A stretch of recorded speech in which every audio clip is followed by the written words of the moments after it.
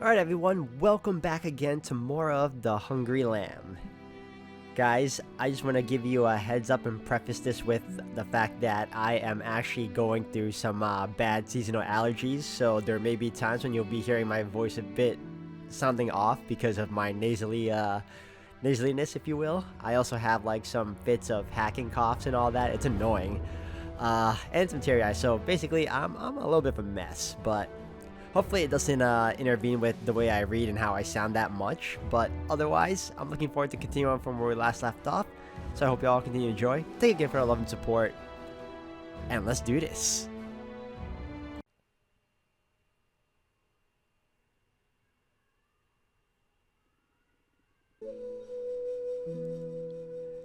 Dad and I walked along the mountain path, leaving two sets of footprints, one large, one small, marking our journey on the trail. I was constantly scared on our way back home. We kept seeking people walking in opposite direction. Sometimes it was just one person, and sometimes it was a bunch of people gathered together. Their clothes were tattered, and they looked thin. It seemed like they hadn't bathed in a long time, and they had an unpleasant sour smell. They appeared famished. They kept staring when they saw us.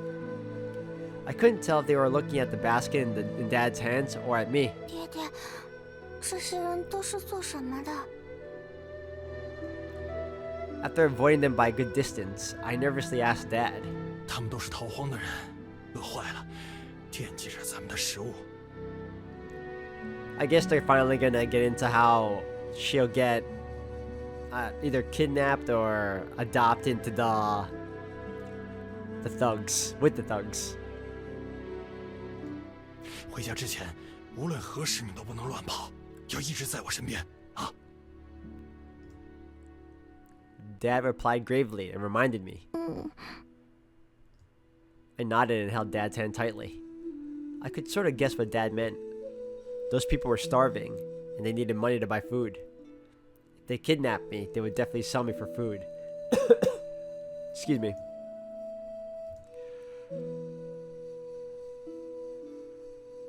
After the long and frightening journey, Dad and I arrived home in the evening. As soon as we got home, Mom and my younger brother came to greet us. 爹爹，回来了，带了多少粮？一根苞米棒子，2颗白菜，3斗米。挺好啊，只要演一晚就能赚那么多东西。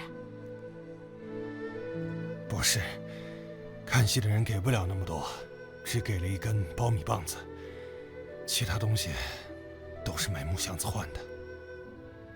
哦，卖了就卖了吧，等灾年熬回去，我们再去找找，兴许能买回来。你不在的时候，我整了整家里的东西，找到了之前说的那镯子，还有几件衣服。再过几天，你再去镇子一趟，把这些都当掉吧。 That sucks. 行。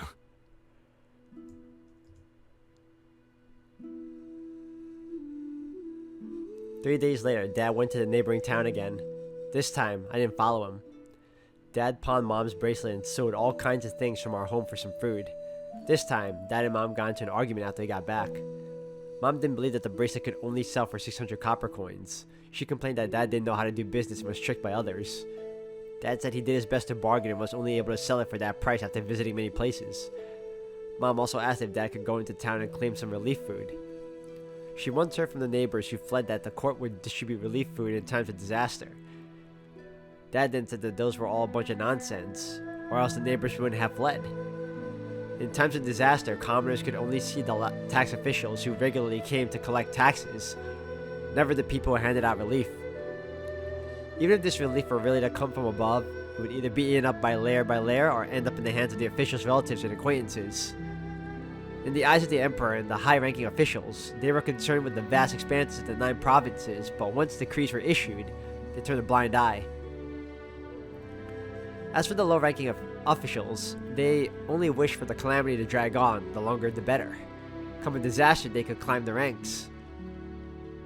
Come a disaster, they could amass fortunes. That's why whenever a great disaster struck, neither the emperor suffered, nor the major officials, nor minor bureaucrats. Instead, it was countless commoners who bore the brunt of it. I didn't understand any of this. However, I knew that Dad was definitely different than before. Last year, when the disaster had struck, the uncle from the neighbor's house was still around, and Dad used to chat with the neighbors often. The uncle from the neighbor's house would complain about the court's additional tax demands, angrily cursing the corrupt officials and the incompetence of the emperor. At that time, Dad would still speak up for the court, saying that the Ming were fighting against the eastern invaders, and the commoners should be sympathetic and share the country's hardships. Now, perhaps because we've been sympathetic for too long, we ourselves are starving to death. He wouldn't say such things anymore.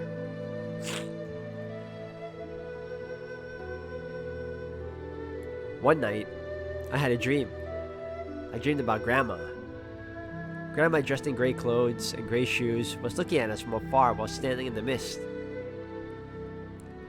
Her gaze, her gaze was fixed upon us while she smiled, but she didn't utter a word. I called out to Grandma, but she suddenly vanished, her figure concealed within the mist. The dream ended and I woke up. As I lay in bed, I suddenly heard the sound of shoveling dirt. At first, I thought I heard it wrong, so I turned around and tried to sleep some more, hoping that I could meet Grandma again in my dream.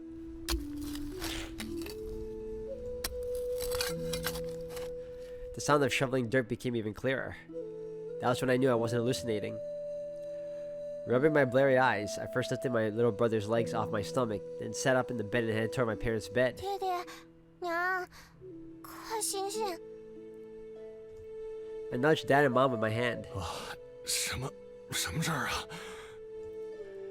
Dad was nudged by me and he slowly opened his eyes, looking a bit confused. 有铲土的声音，好像是后院传来的。 I slowly said to Dad while pointing toward the backyard to the window. After hearing what I said, Dad first squinted his eyes and tilted his head to listen. Then his pupils gradually widened, and his body began to tremble. Dad didn't say a word. He suddenly pulled open the door latch, grabbed the hoe, and dashed out the door. I followed him out the door and saw two people with shovels hastily escaping.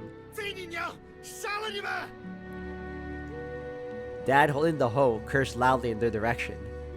He was so angry that he tried to chase after the two, but the hoe in hand was so heavy that they seemed to vanish into thin air before he could catch them. So I'm guessing they were trying to get the body sticking, uncover any valuables that was buried with it, That's so petty. Dad came back panting heavily, carrying the hoe. The two were gone, leaving behind a hole in the ground. They got to her? It was the hole Grandma was in. She hadn't been completely dug out by them. But I stole a glance and saw that Grandma's clothes were already visible in that hole. 怎么了？那么大的动静啊！ After Dad returned, Mom also ran out of the house looking scared. 有俩瓜怂，拿铲子踩跑咱们后院的地。他们想挖什么？还能是什么？肯定是娘留的传家宝啊！ Dad said in a rage. But from what I could tell, I felt that perhaps it wasn't the family heirloom they were trying to dig up.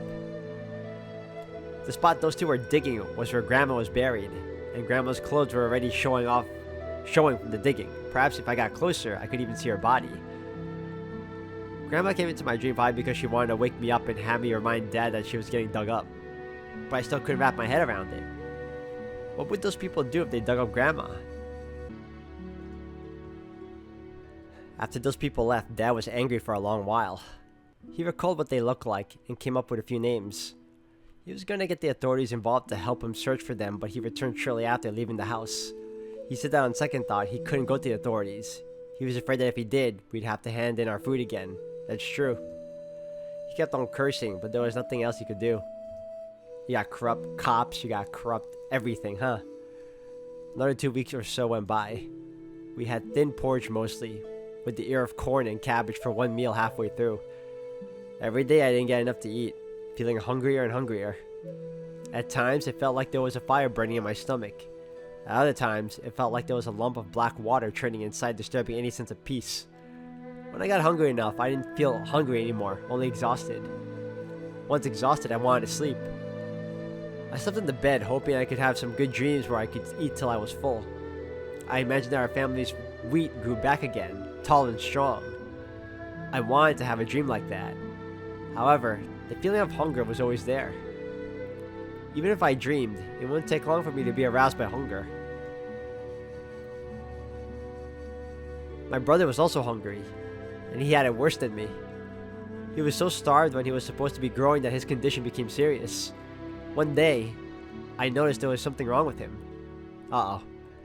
When I called his name, he was dazed for a long time before he responded to me and gave me a blank stare. His pale face had a tinge of red, but his eyelids were constantly drooping, as if he really wanted to sleep. I sensed something was wrong, so I touched his forehead. His forehead was hotter than burning charcoal. 姐姐，好冷。 Ah, now he's sick. Oh, don't tell me he dies. My brother looked at me as if he was about to cry. I hastily called out to Mom, who was making porridge, and she ran over in a hurry. Mom reached over and touched my brother's forehead. Her face instantly started to turn pale. 当家的，彩儿病了。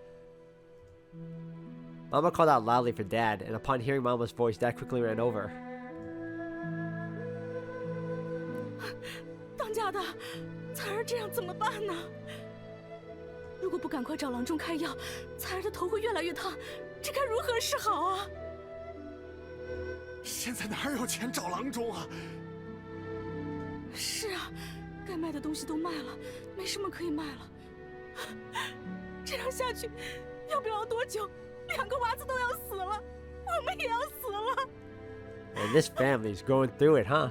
Jeez. 那我能怎么办？ 贵，算我求你了，你快把那玩意儿卖了吧。 不能卖。 不能卖，贵，你就别把它当传家宝了。只有彩儿活着，这传家宝才能传下去啊！它不只是传家宝，爹娘一直在说，那东西是神仙给咱们家的，卖了要遭报应。报应？现在的报应还不够吗？彩儿都饿出病来了，要死了，没药没粮，她就要挺不过去了。 我们都快家破人亡了，全家快死绝了！你要断子绝孙了，还谈什么报应？那你非要留着这个，不如把穗儿卖了吧。Oh, wow. 你带着穗儿去甘泉，甘泉不行，再往南边走，找个大点的城镇，把穗儿卖了。Wow. Mom shouted loudly at Dad. It was my first time seeing Mom speaking to Dad in such a loud voice. Not only did Dad change after my brother got sick, Mom also seemed to turn into a different person. Especially at the height of her frenzy when she mentioned selling me. Is that something she said to provoke Dad, or did she really mean it? She probably meant it. Mom was different from Dad. She always loved my younger brother more than she loved me. Since I could neither carry on the family name nor gain status through the imperial examination, she told Grandma more than once that I was a money loser. A money loser? What? She would definitely sell me if it would have saved my brother's life. I already knew the mom favored the brother over the sister, but to go that far, god damn. 爹爹，娘。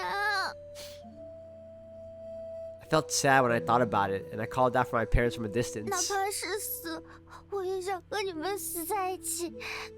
求求你们不要卖了我。 I walked toward my parents and said to them in a trembling voice, I wanted to change my mom's mind and ask my dad not to sell me. I bet you your dad doesn't want to, but your mom is nuts. Selfish, man. I stood there, head lowered, my body trembling. My eyes were red, but the tears didn't fall, as if caught in my eye sockets. Dad turned around and looked at me in a daze. He pressed his lips together and furrowed his brows. He looked at me, then my brother and my mom. Every time he looked at us, his gaze seemed to avoid us like he was afraid, only daring to linger for an instant. He kept looking at us like that for a while. Dad wanted to say something, but stopped himself before he could utter a single word. He closed his eyes as if he was making a really big decision. He then opened his eyes again, and looked up as if he didn't want his tears to fall either. Eventually, he looked at me again. His previously dimmed eyes lit up. 孙儿乖，爹爹一定不会卖你的啊！也不要说什么死不死的， You're gonna sell her, aren't you? 哪怕爹爹死了，也不会丢下你，不会让你和彩儿死的。我这就把后院的传家宝挖出来，拿去卖了。若是爹娘泉下有怨，神仙降下报应，全算在我头上。 He walked up to my side and stroked my head. 爹爹，爹爹。 I heard what Dad said and I couldn't hold my tears anymore.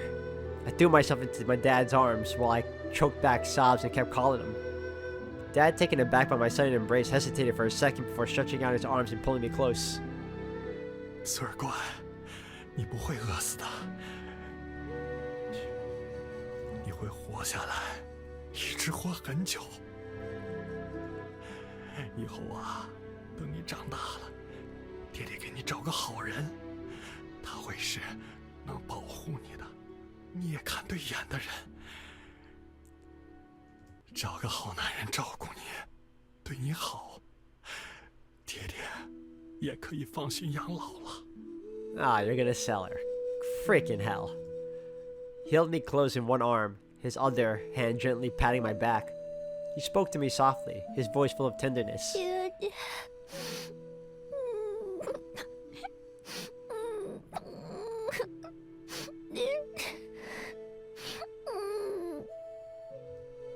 I buried my head in my dad's arms and wept. I liked Dad. He had always been as good to me as he had been to my brother, and had never harbored the thought of not wanting me. Dad is the best. Well, your mom wants to sell you, so she's not so much as a favorite anymore, if she ever was. A day later, my brother had some thick porridge and ate some cabbage, and he actually got better. His forehead was not as high as, and although he still looked very weak, there should be no need to rush to find a doctor. But even so, we still don't have enough food to last a year. Dad said we still need to figure it out. At dusk, Dad dug up the family heirloom in the backyard. I initially thought it would be something shiny gold or emerald green, like the jewelry Mom once had. As it turned out, the family heirloom was just a strange piece of meat. The meat was grayish white. It looked like fatty pork, but was more translucent. It had traces at the bottom like annual rings. Perhaps I was hallucinating, but it felt like it was squirming slowly. It truly seemed treasure given by the deity. What the heck is that? Dad first placed the family heirloom on the bed and kowtowed it to it 3 times before wrapping it up with an old piece of clothing. Dad then took an ear of corn and some silver pieces as he was getting ready to leave. He planned to go south and find out how much he could sell the family heirloom for in Ganquan first. Ganchuan? I hope I'm pronouncing that right. If it wasn't worth more there, he'd keep going south and ask around the large towns. 家里的粮还够吃1个多月，我这次出行大概要花上10几天。若是彩儿和穗儿病了，就给他们喝点浓粥，多加点白菜。连云，照顾好孩子，也照顾好你自己。 If your mom sells you off while the dad's gone, I'm gonna be very upset. Dad left a few reminders for Mom. He then carried the bundle with the family heirloom in on his back, turned around and walked toward the door. 爹爹， I called out to Dad. 哎，怎么了，穗儿？ He turned around and smiled at me gently. 这个给你。 I walked up to him and stuffed a pouch in Dad's hand. The pouch was really small, only as big as Dad's palm. It was red. The fabric came from the corner of my dress. I had just sewn the pouch this morning. While Dad was still sleeping, I sold it. I hoped this pouch could stay by Dad's side in my stead. I hoped it would keep Dad safe and allow him to come home early. 缝得真好，谢谢穗儿。 That's nice. I like that. Dad then took the pouch and stroked my head. He then turned around again, put on his straw hat, and the bundle kept walking forward. He took a few steps forward but stopped all of a sudden as if he had forgotten something. Sir，彩儿，在家要听娘的话，爹爹很快就回来。Oh my god, the mom's gonna sell you off while he's gone, isn't she? Dad said those words with his back facing us, his voice seemingly carrying a subtle hint of sadness. After that, Dad left. My brother and I leaned against the window watching him. His shadow grew longer and longer under the sunset, his figure receding into the twilight. I watched as Dad became smaller and smaller, shrinking from the size of a bowl to a fist, then to the size of a soybean until he disappeared completely. Dad vanished at the end of the horizon, fading into the endless mountains. 10 days later, Dad didn't come back. A month later, Dad still hadn't returned. Uh-oh. That's not good.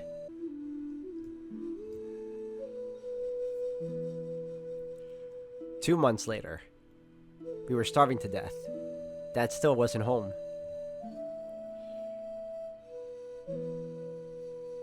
Dad didn't honor his words. He said he was going to be back in a couple of weeks, but he never came home.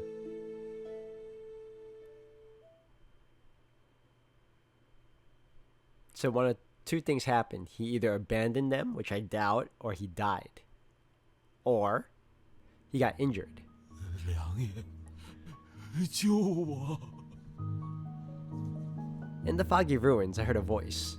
It sounded like a man, humble and panicked. How can I help you? I asked the man who spoke. 吃的，给我点吃的就行。良爷啊，我3天没吃东西了，咱都是从京城一路逃荒过来的，行行好，救命，救命！ He was kowtowing to me, on his knees, banging his head against the ground, eyes all red from hunger. I'll share some food with you, but not a heap, just enough for 2 days. I reached out from the darkness and passed him the food I had produced from nowhere. Who was this person? I couldn't rightly tell who he was by his hungry mug. The misty scene swiftly crumbled away.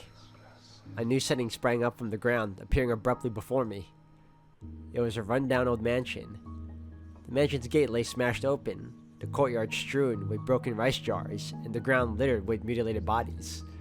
Among these bodies were children, elderly ones, landlords, and the disheveled concubines. All of them lay with their throats slit in pools of blood, while several bandits sat in the distance. Some perched on collapsed house beams, others on makeshift chairs fashioned from corpses, laughing and chatting about the recent carnage. I recognized them. The leader of these bandits was none other than the starving man I had rescued not long ago.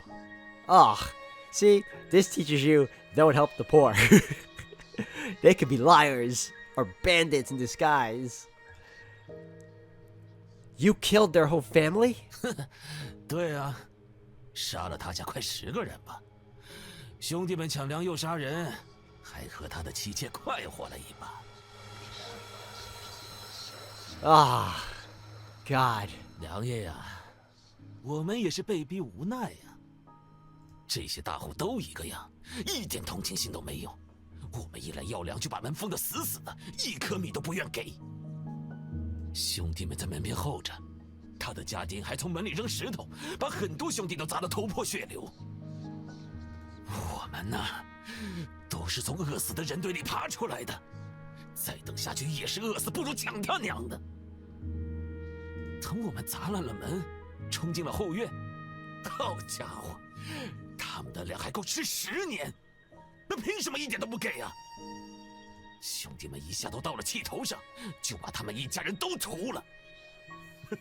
人一旦见了血，根本停不下来。If you just killed them, I'd be fine with it. But raping women, slaughtering the young and old? Is that what humans do? That's downright beastly. I clenched my teeth angrily and laid into him. 他妈的，给你尊重才叫你一声爷，你咋还当真了？就这世道，我们这些一无所有的人，若是不做恶人，你说要怎么活？而且，看看你自己吧，你的脚下不也是踩着那么多的人？嗯？ He jeered twice and nodded at my feet. I looked down in a panic. Underneath me lay a mound of dead bodies. It was submerged in a black lake. Only a few men stuck out from above the surface. I had no clue what lay beneath. As I stared into the dark depths below, their shapes became clearer. Underneath the whole lake were women, old folks, and kids' bodies. Those near the top were swollen and blackened, limbs hanging down, faces below. Further down, some were snarling, showing monstrous fangs, trying to climb up. Ah! I yelled, falling back and nearly slipping off the heap of bodies. 梁，你没杀任何一个妇女和小娃子，他们还是因你而死了呀。 I knew that guy sounded like Tongue. It was him this whole time? The bandit leader in the distance sat on another pile of bodies. That's when I realized he seemed to have changed his voice and appearance. His voice was Tongue's, and so was his face. 梁，你也是恶人，何必在这儿假清高呢？陪我一起死吧，一起死！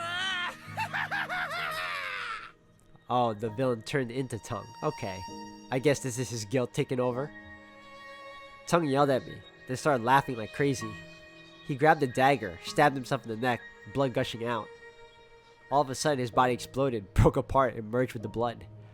The blood turned into a rushing flood with faces of the bodies appearing in it. A loud, thundering noise erupted. A flood of blood, crowded with heads, rushed towards me, blocking my sight completely. The pile of bodies beneath me and the lake below started to shake.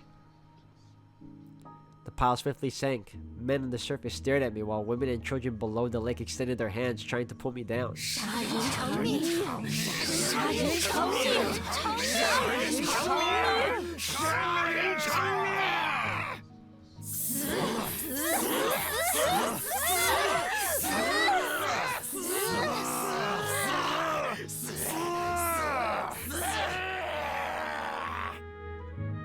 The dead stare with wide eyes and twisted faces, roaring to kill me.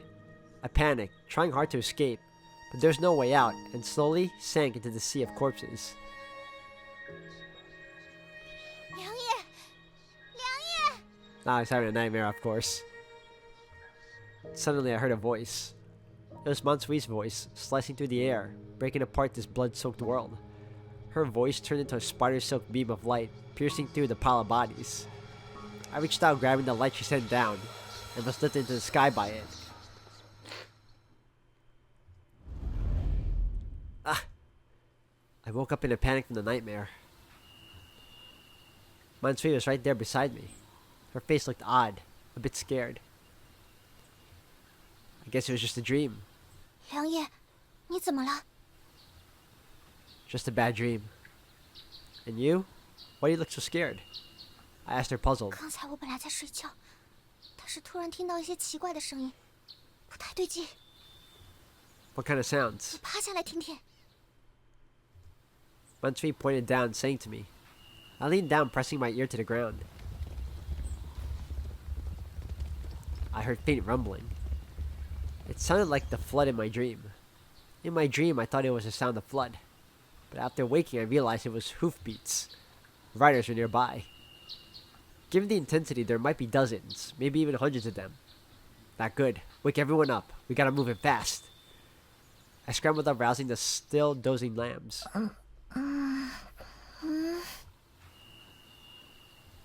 The lambs blinked away sleep, rising to their feet. 梁爷，怎么了？ Just waking, Chonghua tilted her head, questioning me. No time for questions. Let's go. I hurriedly told Chonghua, tossing yesterday unpacked parcels onto the pack horse and undoing its tether. But it was probably too late. 右着，那边右着。 Go, man, go. I heard hooves and yelling behind me. From about 30 steps away, I saw shadows moving. Though far off, those shadows were definitely horsemen. At least 30, maybe even 50 of them. Hurry! I led the pack horse and the lambs trying to escape, but the figures in the distance were swiftly riding closer. 你们几个不要逃！ Screw that, keep moving. 你们跑不过马的，再逃我们就放箭了。 The soldier was talking in Northern Shan accent, threatened us with arrows, and I could barely hear the strings being drawn. What now? Grab the last chance to flee? Or play it safe and hope for the best? Ah, damn it! Giving me a chance to do this? Ah, no. Okay, I want to get away, but can we talk our way out? No. I can't let them shoot. Even if I were confident enough to take the risk. With these lambs? No escape, no arrows. I spun around and yelled, making us all stop in our tracks. I stood rooted to the spot, and so did the lambs. It seemed almost as though we were stuck in a place by some magical spell. Seeing we weren't moving, the riders lowered their bows and advanced cautiously, their horses edging closer step by step. Before long, they emerged from the trees. Not just one, but a whole bunch of them, with still more catching up. They quickly surrounded us. Many approached us, at least 20 from what I could see. The sound of hooves, footsteps, and crashing weapons echoed around us, and there was no telling how many more people were concealed in the distance. As they drew nearer, I could finally make them out. Men on horseback, dressed in rough cloth, some with red robes draped over their shoulders, others wearing red turbans. Some carried axes, others swords, their attire and weapons varied. They didn't look friendly. Their eyes were both ignorant and fierce. As they closed in on us, they stared at us intently, like we were prey. Uh-oh. Who were they? My mind raced trying to figure that out. For starters, they aren't official soldiers. Regular army types have a very particular look. And they don't usually cut through the hills like this. If they're heading somewhere official, they stick to the main roads. So are they bandits then? That's not right either. I traveled this road from Shanzhou to Hazo before. Never heard any big camps in these hills, and even if there were, they wouldn't have this many horsemen. Bandits are usually broke, and only a few get horses. They don't come from a camp with hundreds of men. And something's off. Why would these people be riding horses in the mountains? Sure, it's a bit flatter here. No steep slopes. You can just barely ride a horse. But why bother? 梁爷，他们是反军。 Just as I was puzzled, Mansui suddenly spoke up. Rebels? I paused. She brought me back to reality. Yeah, these folks look like rebels. In the last decade, there's been non-stop disasters all around, so things aren't as peaceful as they used to be. Many people on the brink of starving have banded together, turned to thieving to survive, and those thieving gangs joined up to form rebel armies. Rebels riding to the mountains aren't too surprising. This bunch might be scouting party, checking things out before the main forces move in. I've only heard of rebels up in the northern Shan, so what are they doing here in Jin? The fellow from earlier had a northern Shan twang in his talk. Could they really be from up north? 哎，你们都是哪的了？ The lead rebel hopped off his horse, sizing me up. The rest of the rebels encircled us, blocking any way out. Shanzhou, I replied calmly, showing dignity. 做生的了。 Taking them to Haizhou. 啊，他们是你的娃，还是说你是人伢子了？ I stayed quiet and felt lost for words. Honestly, it's tough to explain my connection with the lambs right now. I started out as their escort, but when I couldn't bear to leave them in a bad situation, I murdered my former partner and was now trying to arrange good endings for them. In that case, I guess I still count as a human trafficker. The rebel leader saw I didn't reply. He stared angrily, seeming to confirm I was a human trafficker. If only Tung was here right now. Tung was good at spinning lies, and with a good enough story, we might be able to talk our way out of this before the crowd closed in. But with Tung here, we'd be working in shifts, and wouldn't even have been caught off guard by a bunch of strangers. 冰叶，他不是人牙子，我们是一个戏班子，大伙唱影子戏的。 I forgot we have a good liar with us. 梁爷是我们的老师，要送我们去亥州的张老爷那里唱戏。 Just when I was unsure of what to say, Mansui spoke up. She seamlessly took over Tung's role. This time, she's pulling a similar trick to last time with the soldiers. Only this time, she didn't have to act like a mute. She smiled sweetly at the rebels while talking, showing them the wooden crates and the pack horse. The rebels on horseback glared at her by cheating back 不 down. 用给老子看，老子也不知道啥是赢着戏了。再男的不是人样子就好。我平生第一很狗地主，第二很狗贪官，第三就是很人样子。但凡你是这三者之一，我都要砍了你的头，扒了你的皮。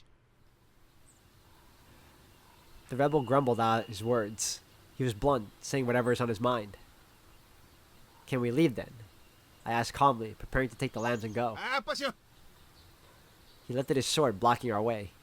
按照军规，我们行军要是被人看见了，都不能轻易的放走。你带着女娃先跟我们走一趟，我们让大哥来决断一下了。The rebel gruffly told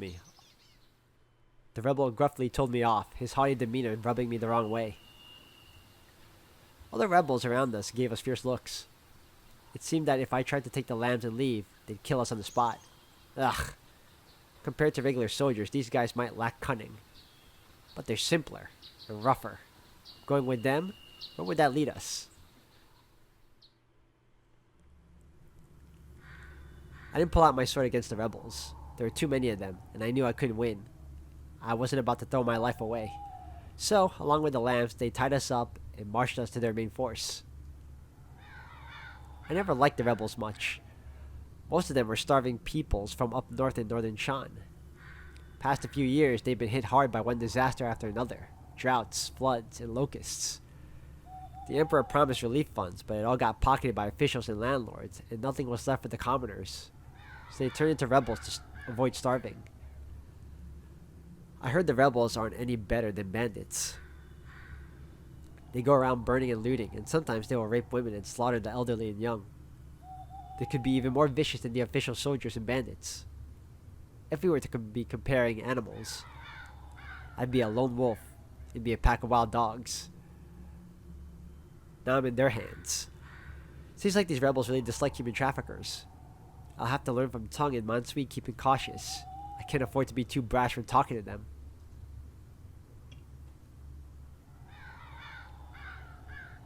Lost in thinking about the rebels, I walked with them for about 2 hours. When I came back to my senses, we were out of the mountains in a village. This village seemed like a small one on Jin's southern border. I'd never been here before. Don't know where it is either. Where are we? I asked the rebels leading us. 李家聪， He told me the place's name. Where are we headed now? 我带你们去见我大哥。 The rebel replied to me. At the same time, he led me through Lija village. The village didn't look rich, and there were a few people about. However, it seemed the village hadn't been hit hard by disasters, and the crops weren't too bad, unlike the hellish scene in Shuigao village.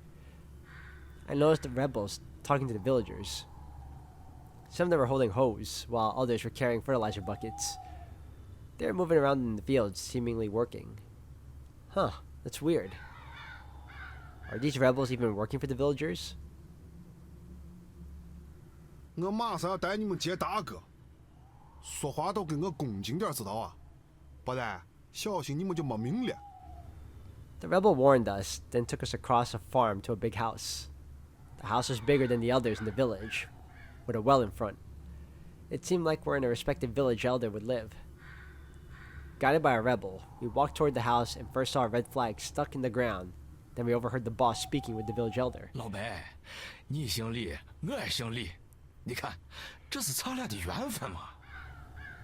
俺这些伙计都不是啥坏人，大家本都是纯良的百姓，只是叫狗官逼上绝路罢了，迫不得已才出来闯的。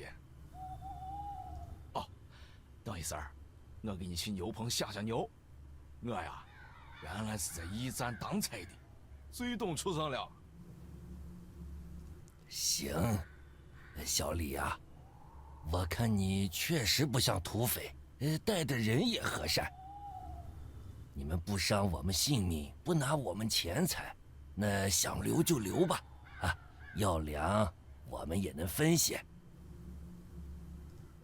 只是我担心啊，到时候上面的人查过来要降罪我们，那该如何是好啊？哎，好说呀。等官兵来了，你就说，我把刀架到你脖子上，逼着你收留俺们2天，对吧？你就说，俺都是哈怂，俺生了锅饿急了，要是叫俺们饿了肚子，村民就要白吃了。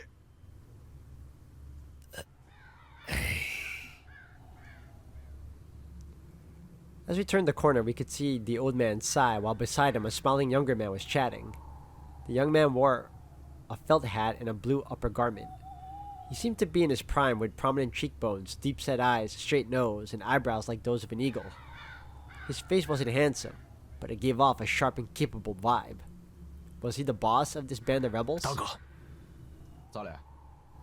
我给你报件事。早上巡山时，我们看到有一缕烟，起初以为是官兵，凑近才发觉不是。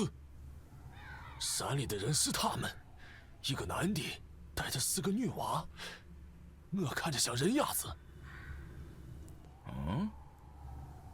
The boss scanned me and the girls with his eagle-like eyes. Finally, he locked eyes with me, and I returned his gaze. I met his stare with dignity, trying to match his aura without backing down. 伙计，你从哪打来的？ Chunzao. 是山地的人不？ Nope, born elsewhere. 你多大？ 26. 那挺巧的嘛，跟我一个年龄，真是天大的缘分。 Huh. I'm trying to see if this is is this the dad of Mansui? Maybe not, right? I'm only thinking about it because he was talking about getting an heirloom from his grandmother, which was something with rings or something. And I'm looking at his sword right now. I guess we'll find out. Could be wrong though. No, he can't be. It has to be someone else. Coincidence, if anything. He grinned, this tense expression easing up. This rebel leader sure likes finding common ground with others, but I reckon he's just using that to trick to get close. And by the looks of him, don't seem like we're the same age. Oh, okay, there you go. 哎，伙计，你到底是不是人鸭子？ That's a stupid question to ask. As I mulled over his age, he coolly repeated his question. No way. Guess I'll have to stick to the story Mansui spun earlier. We aren't traffickers, we're a theater troupe, taking these girls to Haizao to perform. 啥戏？ Shadow play. 影子戏，那我可喜欢了。哎，你们演的东西有吗？ Got it all. Everything's on the pack horse. The boss took a moment to think after that. He gave me a look, then checked out the lambs. 女娃们，这伙计没骗我吧？梁爷没骗你。 I guess it isn't the dad. Makes sense. She would recognize her, and he would recognize, you know, each other. 没骗你。我骗。 The lambs were all helping with the lie, but except for Mansui, who was quite skilled, the other 3 lambs seemed a bit awkward. It didn't feel like we could keep up the act much longer. What now? 乖了，真乖了。 The boss frowned as he glanced at the 我 lambs. 见的人多了，戏班子也见过，绝对不是你家长的。伙计，你这模样，身子骨硬朗，目露凶光，我一眼就看出来，你是走我似的。可为啥这些小娃个个都替你扯谎了？啊？ He furrowed his brow in confusion and asked. He has sharp eyes. 哎，大哥，他们的话一听就像是憋的，哪怕我脑子不聪明，都信不得了。他就是人鸭子，女娃娃被他骗了。哎，我们快活挂了他。 The rebel who brought us here seemed to have also figured out that we weren't a theater troupe. He angrily drew his sword, ready to attack us. 几岁？ Well, ready to attack me. I don't think they're gonna hurt the girls. Boss Lee bellowed angrily, stopping his men abruptly. 我都有决断了，急从一急。伙计，实话说吧，我不在乎你是戏班子还是人伢子。 The rebel leader looked at me and spoke directly. 俺的粮有限，不能带太多人。这是军队在秘密行军，你们遇到俺们是不能轻易放你们走的，不能叫你家报官的。 Well, this wouldn't have happened if you just let us go in the first place. 这样吧，简单处理，你跟俺的人比试一下，赢了，我就收你在军中打仗；输了，我就把你们都杀了。 How about I win and I get the hell out with everyone, huh? The rebel leader shot me a sharp look, offering a blunt and deadly suggestion. A showdown? Was he thinking I looked handy enough to take on his men? Sounds reasonable. If I win, it shows I'm valuable to him, and he'd rather recruit me than kill me. It seems like a safe bet. But what about the lambs? Should I try negotiating with him again, or just agree to show down? Oh, we're gonna negotiate, but before that, let's here negotiate again. Deciding life and death with a match, huh? I'm fine with that. But I want to talk about terms again. Huh? I don't want to join your army. If I win, you let us go. Not just me, all of them too. I'll fight you more, but these girls go with me. 哎呀，跟我谈条件，伙计，胆子不小嘛。 Yep, won't fight without that condition. I stare at Boss Lee, firm. 那要是一个女娃一条命，一条命比一场，你敢比不？ One girl's life per round? Yeah. Boss Lee frowned, eyeing me coldly before nodding slowly. 那一言为定，就这办。 You gotta be careful, dude. They might play dirty. With a hearty laugh, he signaled to his men. 来人，先5个刀耍的好的，拉6把主刀过来。是。 With my proposal accepted, he motioned for his men to prepare for the challenge. After about a stick of incense time, a few rebel soldiers came one by one. They had bamboo sticks in their hands, which had been roughly cut by knives. 哎，接住了！ The rebel swordsman tossed the bamboo stick, hurling it towards me. I reached out and caught it, gripping it tight.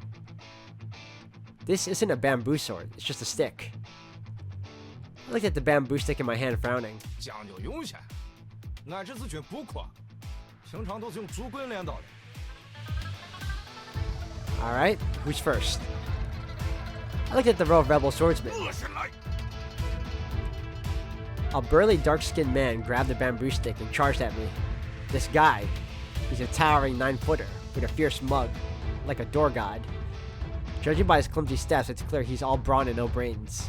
Easy pickings. He swung his stick, closing the gap to just 2 steps away from me, then charged forward, aiming a hard swing at my upper body. I took a quick step back, leaned away to avoid the first swing. At the same time, I spun my waist, lifting the stick to slash at his neck. Well, that's cool. Quick as a flash. My stick hit his neck before he could dodge.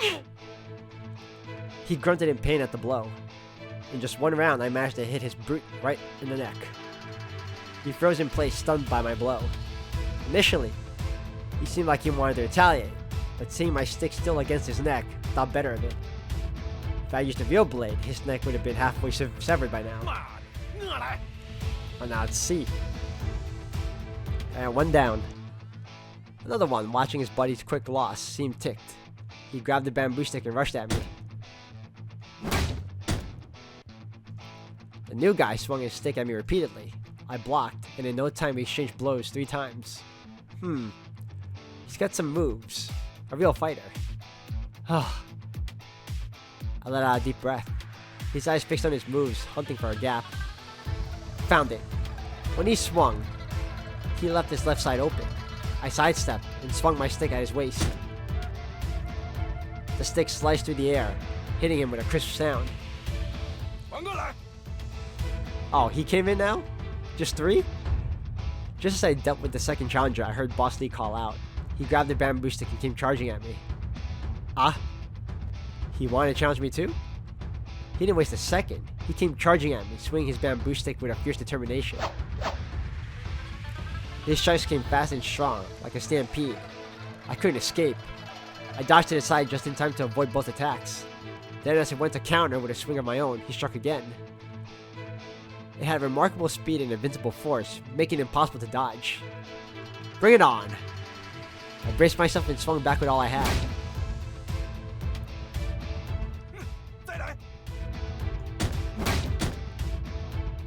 Whoa. He swung his bamboo stick and I swung mine, the two rattling against each other in rapid succession. We clashed for several more rounds. He praised, then swiftly twisted his body, spinning his bamboo stick towards me. Sharp, fast, precise, and skillful. In his hands, the bamboo stick seemed to take on the essence of a blade. What skill! He wasn't just a figurehead, he knew how to wield a blade. Not daring to slow down, I surged forward, meeting his blade flashes head on. Blade flashes clashed and intertwined, creating a dazzling display of light. I backed off, taking a breath. We've been going at it for 30 rounds, and it's still neck and neck. His strikes keep coming hard and fast. I'm holding on, giving it everything I've got, but just barely keeping up. But I know I got what it takes to come out on top. As the fight went on, I could see his hits aren't hitting as hard, and I'm getting the hang of his fancy moves. It won't be long before I reckon I can take him down. I've got to hold on tight. My energy's draining, heart's pounding like crazy. Taste of blood in my mouth, vision getting fuzzy. Gotta hang in there if I want to win. 对了，不必了，不必了。 What? 为人发喜信儿，不必了，不必了。哎呀，第一回能遇着手中俺们多刀的人，那算你赢了。 Thank God. Bosley panted hard, looking at me tiredly. We didn't finish 5 rounds, did we? 我一个人算3局，你赢5局了。 Is this alright? And you'll let us go? 啊，我留着小女娃有啥用？带走，你把人家都带走。 Bosley tossed the bamboo stick to his men and gestured toward me. Aren't you afraid I'll snitch the official soldiers if I run into them? 不操心啊，教授就知道了。你不是会保管的魏种人。 Bosley glanced at me, grinned, and chuckled. Is this guy serious? Is he really letting us walk away like this? I shot him a skeptical look, but I didn't want to stick around for any longer. I went over to the lambs and was about to lead them away. We're leaving. I said slowly to the lambs, then casually took Q's hand. 等一下， Bosley suddenly yelled out. I stopped. The lambs stopped too. They were a bit scared, and I was a bit worried. What now? Is he changing his mind? We were supposed to go free if we won the match. In the end, is he afraid we'll report their route to the officials and won't let us go? 现在有些晚了，你这走夜路也不方便，干脆在俺们这儿住一晚上，啊？ They honestly seem like good people, but at the same time, you know what? Looks can be deceiving. I don't know how to feel about all this. But so far, he didn't give me much of a reason to distrust him. In fact, he felt like a very lenient character. 哦，还有个事情，你家不是会影子戏吗？真的吗？假的？俺这兄弟很多都是穷乡僻壤出来的，从来都没看过影子戏。俺这些人呀，也不知道啥时候就把命丢了，几百个人和官兵拼杀一番，爬出来的也就10几个。看一回戏对很多人来说是头一回，也大概只有一回了。俺得呀。哎，大哥，你咋又说这来不吉利的话了？你上次不是说了吗？不能说这种话惹来军心。哎，闭下嘴！我这不算扰乱军心，哪怕几百个人杀出一个，只要把官兵杀完了，也是俺们赢。怕死就不来闯，想闯就别怕死。我开始不就说了，这是扰乱军心。嗯，是，大哥说的对，我们都不怕死，我们都能闯。不好意思，伙计，让你见笑了。俺们这些兄弟经常这样吵。哎，总之，家能不能给俺们演一撮呀？啊，演咋想都行，不会让人家白演。我会用好酒好菜招待你家的。 Bosley eyed me and the lambs, his face lighting up with a sly grin as he rambled on. He was so eager and sincere that it was tough to turn him down. Plus, the night was unforgiving on these mountain trails, and a break in a friendly village sounded tempting. And, well, the promise of a hearty meal and some drinks was hard to resist. I glanced at the lambs. They seemed to be on board too.